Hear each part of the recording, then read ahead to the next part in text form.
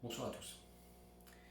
Il y a près d'un mois, nous avions décidé, moi et mon associé, au nom des équipiers, de racheter la licence de la société LV3D, possédée, semble-t-il, par M. Karl-Emerick Robert. Nous avions, par la suite, fait une vidéo avec ce dit Karl-Emerick Robert. Pour autant, nous n'étions en aucun cas en accord pour la diffusion de cette vidéo tant que la finalisation du projet de rachat de la licence LV3D se fasse. En aucun cas nous n'avons racheté LV3D d'une part pour un montant de 5 000 euros. Pour la raison suivante, LV3D avait été déjà dissoute. Monsieur Karl-Emerick Robert ne pouvait donc plus en être le détenteur. Il ne pouvait en aucun cas être le détenteur INPI, puisque c'était la société Flocamax qui était la détentrice des droits. Et Flocamax étant dissoute elle-même, le droit de LV3D n'existant plus. Nous avons entendu plusieurs soubresauts et plusieurs ragots.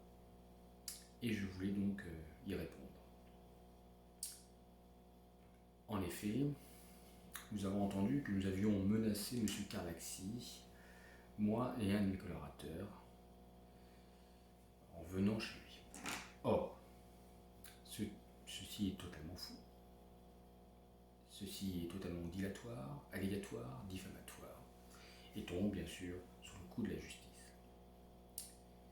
Jamais nous n'avons eu l'intention d'intimider M. Karl-Emerick Robert. Nous avons simplement demandé le retrait de la dite vidéo qui présentait comme les nouveaux reprenants de LV3D. Nous sommes restés devant chez lui, de manière pacifique, mais de manière aussi déterminée à ce que cette vidéo soit retirée. Ce monsieur s'est permis de faire une deuxième vidéo en disant que nous l'avions agressé. Je suis assez curieux et assez perplexe par rapport à cela. Mais la justice en décidera autrement. Ce même jour, où nous avions demandé le retrait de la vidéo, ce monsieur nous a laissé quelques messages. Et de plus, nous avons reçu des messages vocaux de prétendus policiers, agents des forces de l'ordre d'Angoulême. Dès le lundi suivant, avec mon associé Richard Buland, nous avons décidé de porter plainte. J'ai décidé de porter plainte.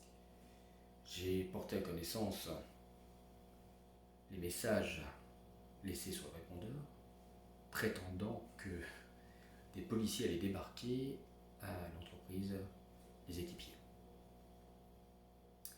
Nous les attendons encore en ce qui concerne l'affaire Galaxy LV3D. Un PV s'est traduit par un délit de flagrance. C'est-à-dire que les appels qui ont été émis par la personne qui se présentait comme force de police sera forcément retrouvée. Et nous faisons pleinement confiance en la justice, aux forces de police pour retrouver les auteurs.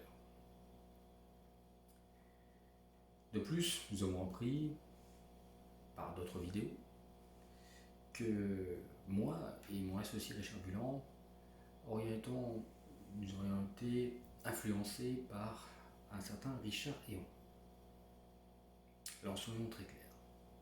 Oui, je connais, si l'on peut dire, monsieur Richard Héon, mais en aucun cas, monsieur Héon n'a influencé notre décision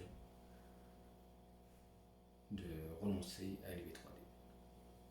S'il est vrai que M. Richard Héon et bien d'autres, je dis bien d'autres, nous ont informé de l'état juridique et financier par rapport à LV3D, du fait aussi qu'il y avait aussi un autre repreneur, M. Deossi. Nous ne pouvions en aucun cas reprendre cette dite entreprise qui, de plus, était déjà dissoute. Puisqu'en effet, nous avons appris entre-temps que le numéro INPI qui était inscrit sur le contrat de licence LV3D était forcément par là même dissous puisqu'il appartenait à la société Flocamax. Et en aucun cas, la personne nommée, prétendue nommée, M. Karl-Emerick Robert. Car oui, quand une société possède une marque, il n'est pas évident que le propriétaire, le créateur de cette marque-là, s'il n'a pas déposé en termes personnels sa marque, n'est plus donc le détenteur de la prétendue marque.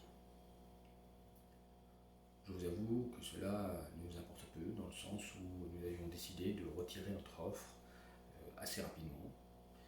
Nous ne voulions en aucun cas aucun mal à M. Karl-Emerick Robert, si ce n'est le retrait des vidéos qu'il ne s'est pas exécuté à faire, c'est-à-dire outrepassant le droit à l'image, et c'est pour cela que nous avons d'ailleurs porté plainte. Je voulais préciser donc dans cette vidéo-là que notre décision de retrait d'offre de rachat de la licence LV3D d'une entreprise qui n'existait plus, et bien tout simplement n'était pas due au fait de M. Richard Léon.